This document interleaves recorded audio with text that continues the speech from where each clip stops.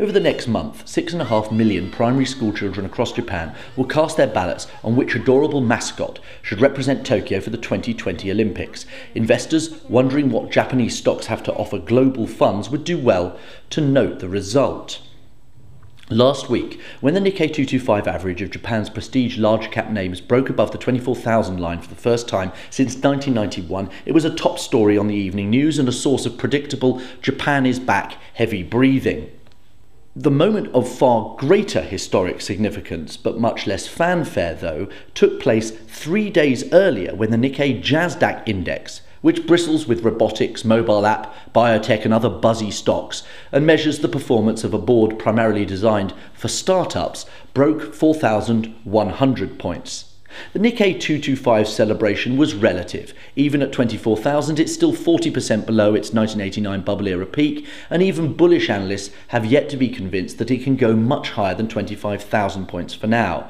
The Jasdaq, which began life in 1983, has eclipsed its own past to sit at an all-time high. In 2017, the index rose more than 45% as the Jasdaq market outperformed all other Japanese bourses and outdid its US counterpart, the Nasdaq. Explanations for this, along with perceptions of how long this magic spell can be maintained, tend to focus on the yen. Small and mid-cap Japanese stocks have begun 2018 doing what they did for much of last year, outperforming their bigger peers whenever the yen has climbed against the US dollar, because the smaller cap names tend to have a more domestic focus. If the yen begins to slide, say the strategists, expect the Jasdaq's run to fade. But that argument misses the more fundamental excitement around Japan's startups and what they represent, an economy which, after many years of making things fairly difficult for little innovators, is finding a way to express faith in them.